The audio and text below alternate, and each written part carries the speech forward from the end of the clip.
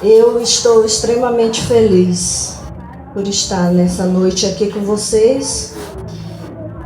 E a gente vendo que Deus, Ele cumpre as suas promessas. Quando Ele diz que dele é a vida. E nós estamos celebrando a vida. Muitos partiram, mas nós estamos aqui porque de fato, de verdade, Deus ainda tem muita coisa para fazer através de nós, através da igreja. Eu trago um abraço dos meus pastores, pastora Shirley e pastor Ronaldo, aos pastores dessa igreja e aos amados irmãos aqui reunidos. E eu não tenho palavras assim para agradecer pelo privilégio de estar aqui com vocês nessa noite. E eu confesso que foram dias de muitas lutas, desde o dia que a irmã Helena passou um áudio e me convidou. Irmãos, eu adoeci de tal maneira que eu pensei assim muitas vezes em retornar para a irmã Helena e dizer: não vai dar para ir nesse dia. Eu estive na emergência por várias vezes com a pressão muito alta e sem motivo, porque eu cuido da minha saúde. E eu disse: Senhor, um dia eu orando, eu disse: Senhor, não aceito isso, porque o Senhor sabe que não foi eu que me chamei, mas eu fui chamada. E eu não quero dizer o não a pessoas muito amadas minhas. São muito preciosos para mim. É uma história muito longa, um testemunho muito tremendo. Mas hoje eu estou aqui para agradecer a Deus pela vida de vocês, pelo convite e pela preocupação de estar fazendo essa campanha como igreja. A gente sabe que muitas igrejas não fazem, não alertam. Mas eu fiquei, meu Deus, eu fiquei muito feliz falar sobre uma coisa aqui que tem assolado muitas mulheres, muitos homens, a humanidade, enfim, uma doença que só tem cura quando o Senhor opera um milagre. E eu fiquei maravilhada com esse tema. E eu orando ao Senhor, eu disse: meu Deus, de fato a gente olha, eu mesmo olhei para dentro de mim e vi que o toque do Senhor fez toda a diferença na minha vida. E o conselho que eu dou, passando aqui dando uma breve pincelada sobre o câncer. Irmãos, nós somos a igreja, nós somos o templo e nós precisamos nos cuidar. Nós não podemos ter aquela ideia que, eu sou crente, então eu não preciso ir ao médico, eu não preciso fazer nenhum exame. Irmãos, quem ama o Senhor, ama o seu corpo. Cuida do seu corpo. É tão maravilhoso quando a gente ouve os testemunhos de vitória, quando a pessoa, logo no início, conseguiu descobrir e fez todo o tratamento, sofrido demais. Eu digo porque eu sou da área de saúde e eu vejo tantas coisas. E essa doença é uma doença terrível e nós precisamos nos cuidar. Nós precisamos entender que o mundo jaz no maligno e todos nós estamos suscetíveis a sermos acometidos por uma doença. Mas também nós cremos num Deus Todo-Poderoso que sara, que cura, que faz a vida voltar ao normal. E o câncer de mama é uma doença causada pela multiplicação desordenada de células anormais no nosso organismo, não só na mama, mas em qualquer parte do corpo, inclusive os homens. Os homens precisam se cuidar mais. Eu trabalhei muitos anos em hospital, em média de 30 anos. Não é que eu seja velha, eu comecei a trabalhar muito nova, tá? Diga-se de passagem.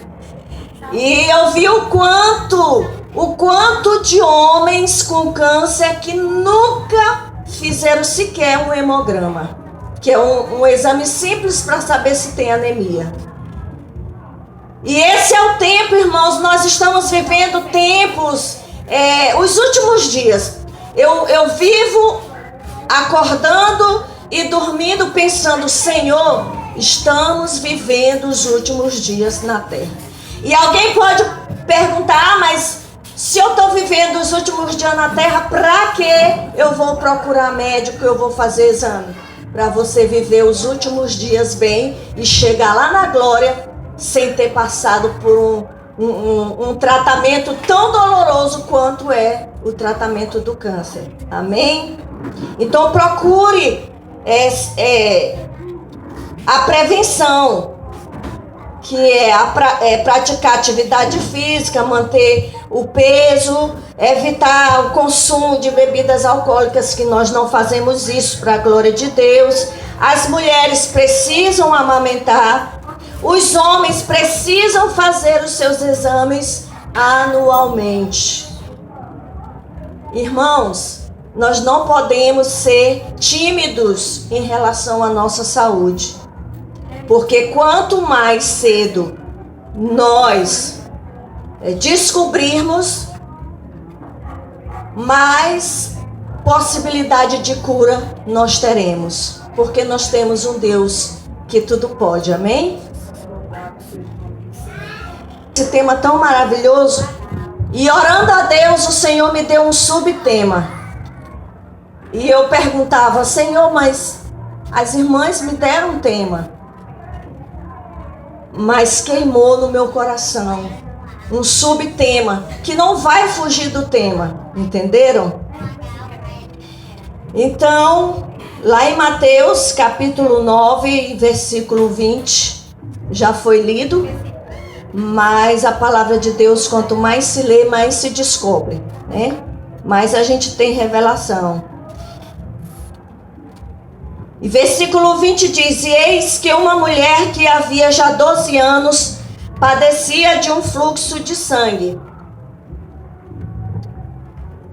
Chegando por detrás dele, tocou a orla da sua veste, porque dizia consigo, se eu tão somente tocar a sua veste, ficarei sã. E Jesus, voltando-se e vendo-a, disse, tem ânimo, filha, a tua fé te salvou. E imediatamente a mulher ficou sã, ou curada, em algumas outras versões. E o tema que a gente desenvolveu foi esse. Um toque que pode mudar a sua vida.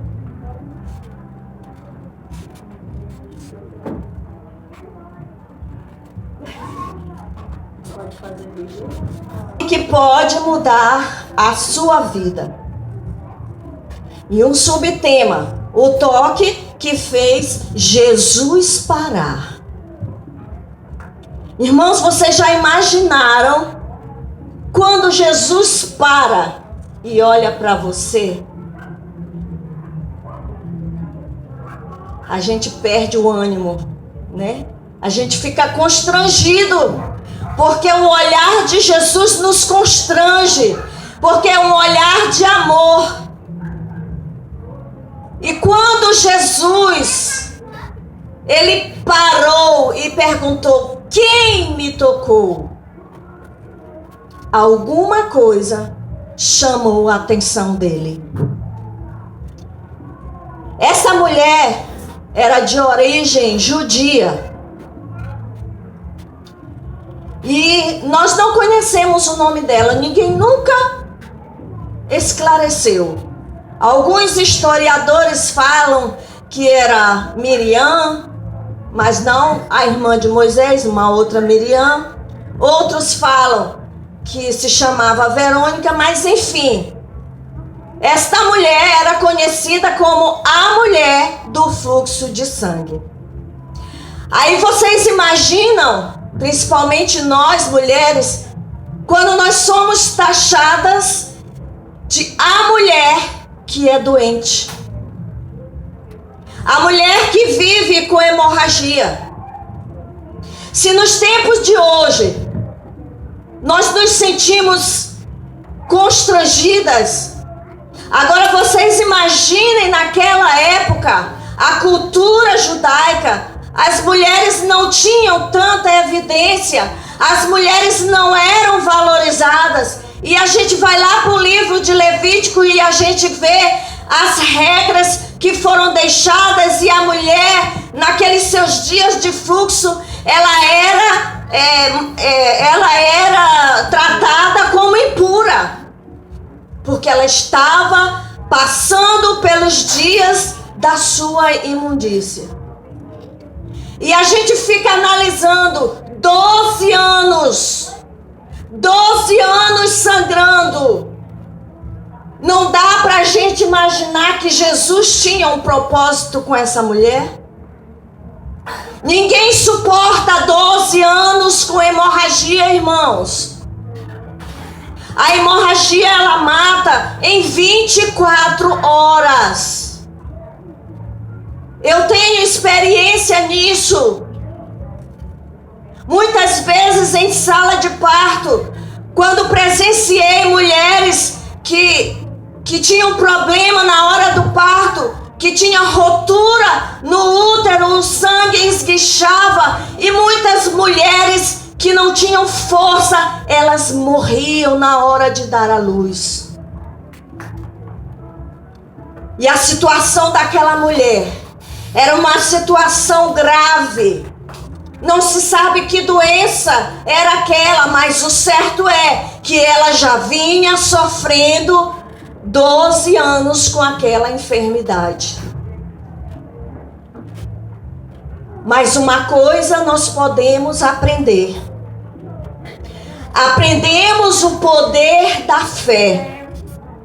Aprendemos o poder da coragem. O primeiro hino que foi cantado, eu disse, meu Deus, não precisa mais ministrar, porque o hino já disse tudo. Aquela mulher, ela rompeu com todas as dificuldades, com todos os paradigmas, com todas as situações que diziam para ela, não vai, não te aproxima, você é imunda, ninguém vai te aceitar, as pessoas vão te criticar, fica na tua casa. Mas a coragem daquela mulher a fez se levantar, enfrentar uma multidão, aleluia, não importando que alguém fosse falar, se alguém não fosse falar, ou se alguém iria denunciá-la, ela não se importou com nada disso, ela se importou com aquele que iria mudar a sua vida para sempre. E se vocês creem, abram a boca e glorifiquem a Deus. Aqui é lugar de vida, e todos aqueles que vivem glorifiquem a Deus. E aquela mulher se infiltrou no meio daquela multidão, e era muita gente. E ela não desistiu. Nós não podemos desistir.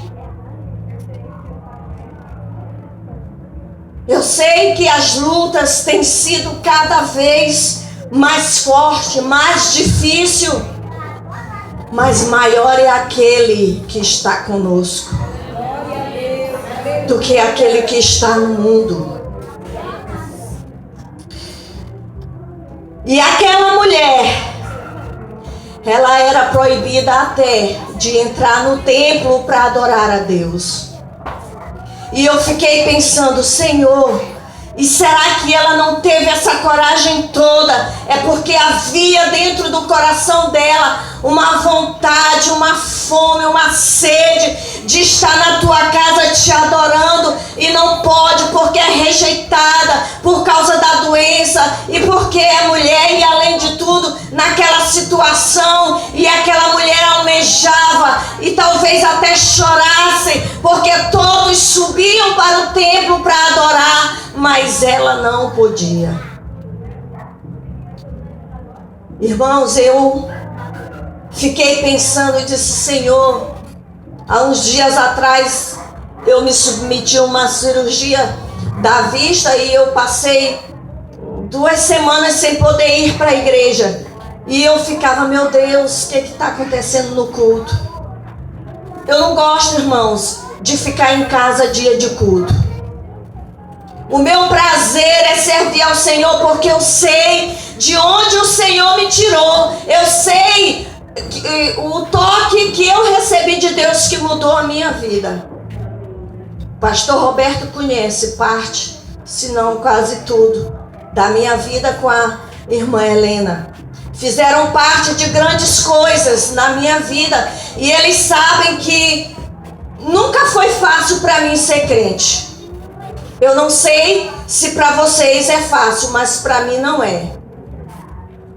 Quanto mais eu tento servir a Deus com amor, com alegria, e não dizendo não para a obra de Deus, e insistindo em continuar no chamado, as lutas vêm, e quando penso que vai ficar tudo bem, e lá vem de novo outra luta. Mas o melhor de tudo é que o Senhor, Ele me responde. Um certo dia eu cheguei na igreja, nosso culto lá na igreja começa às 18 horas ao domingo. E aí eu olhei para um lado, olhei para o outro, faltava 5 minutos para começar o culto. Os pastores ainda não haviam chegado. Eu disse, meu Deus, eu estou sentindo que vai sobrar para mim hoje. E meu coração começou a queimar, sabe? Com uma palavra, eu disse, meu Deus, Senhor, tem misericórdia. Eu gosto de ministrar a palavra quando eu tenho um tempo para orar, para jejuar, para ler a palavra, mas a gente que serve ao Senhor, a gente não se manda. E de repente eu vejo o celular, acendendo. Eu disse, eu já sei que vai sobrar para mim. Irmãos, na hora do culto, a pastora disse, olha, aconteceu um imprevisto, você vai ministrar hoje. Eu digo, Senhor, muito obrigada. E Deus, Ele sempre nos pega de surpresa para saber se a gente está lá no óleo, né? E é por isso que a gente tem que estar na casa do oleiro. A casa do oleiro não é só a igreja, é o meu quarto, é a minha sala, é o meu trabalho, é o lugar, é o monte aonde eu faço as minhas orações. E essa mulher, dentro do seu coração, eu tenho certeza que ela tinha um altar de adoração ao seu Deus. E um dia ela sabia que Deus a iria curar. Porque foram 12 anos. E essa mulher, ela exerceu uma fé extraordinária. Uma fé incomparável. Ninguém passa 12 anos com hemorragia e fica vivo. Eu nunca vi.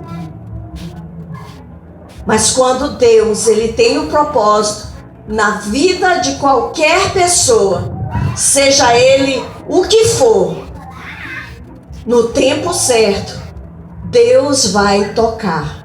Um toque que vai mudar a vida dessa pessoa.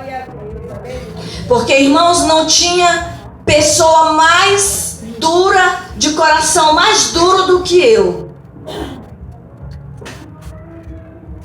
Mas o toque do Senhor mudou a minha vida.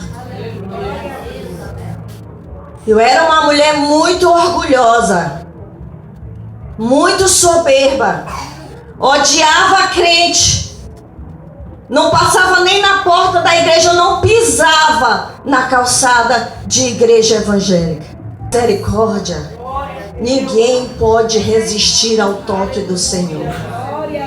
Você que tem as suas dificuldades na sua casa, seja lá com quem for, que você já orou 20 anos, que você já orou 15, que você já orou 10, que você começou a orar agora, não importa o tempo que você tem orado, Deus vai te tocar e vai mudar a tua história, vai mudar a história da tua família, vai mudar a tua saúde, vai mudar o que for preciso mudar para que você seja usado por Ele nessa terra.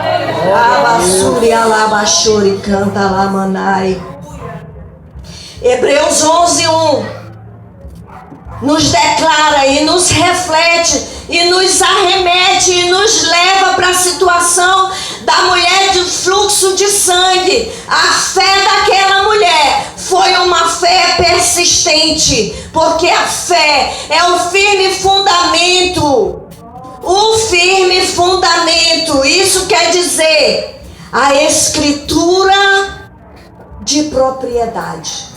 Quando você declara alguma coisa com fé, você está declarando, fazendo um documento espiritual. E quem vai tomar este documento para dar validade é o Senhor dos Exércitos, aquele que não falha, aquele que vê todas as coisas, aquele que era, que é e será eternamente. Ele é o Alfa, Labassuia, Lamanai. Ele é o Ômega, nada passará em oculto aos olhos de Jeová.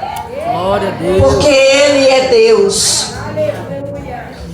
Então a fé é o firme fundamento das coisas que não se esperam, mas é uma declaração de fé.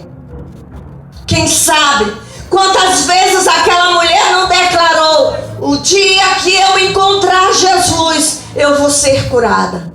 Quando o Senhor me vê, eu vou ser curada. E ainda que Ele não me veja, eu vou ser curada. A fé persistente, a fé corajosa. A fé não pode estar apoiada nos sentimentos, na mente, no coração. A fé, ela precisa estar firmada na palavra de Deus. Quando Deus estabelece as coisas, irmãos, não há quem desfaça aquilo que Deus estabeleceu. Não desanime. E talvez você esteja dizendo: não tem mais razão de ser os meus sonhos. Queridos, o maior realizador de sonhos está aqui. Ele não falha. Às vezes a gente não tem palavras mais para pedir, nem para dizer nada para Deus, porque o nosso coração está tomado de tristeza, de desânimo, de decepção. Isso é normal, porque nós somos seres humanos. O que não se torna normal é a gente continuar dessa mesma forma, sabendo que há um Deus nos céus que ouve todas as coisas e opera milagres. Nós precisamos ser crentes anormais, sobrenaturais, crentes que entendam que tem o tempo de Deus agir em todas as coisas. Glória a Deus. O toque que fez Jesus parar, primeira coisa, foi o toque de alguém que estava sofrendo há 12 anos, rejeitada pela sociedade, Nem sequer o seu nome era conhecido. Não havia mais esperanças porque ela gastou tudo que tinha com os médicos da época, com os tratamentos da época, e nada, absolutamente nada deu jeito. O sofrimento não apenas lhe vinha pela doença, mas pela situação social de rejeição que aquela mulher enfrentava e sofria. Preconceitos por ser uma pessoa impura. Todas essas coisas lhe impediam de viver uma vida social como qualquer outra pessoa. Mas Jesus, quando sentiu que dele saiu virtude, a Bíblia diz que ele parou e perguntou: quem me tocou? E os discípulos diziam: Senhor, tem uma multidão e tu perguntas quem te tocou? E aquela mulher dentro de si estremeceu, porque ela também sentiu que alguma coisa aconteceu com ela. E Jesus foi lá, quem sabe pegou pela mão e disse: mulher, a tua fé te salvou. O toque que faz Jesus parar é quando nós conseguimos chamar a atenção de Deus. E talvez você possa perguntar: mas irmã, eu preciso chamar a atenção de Deus? Sim. Nós precisamos chamar a atenção de Deus com uma vida íntegra, com uma vida de comunhão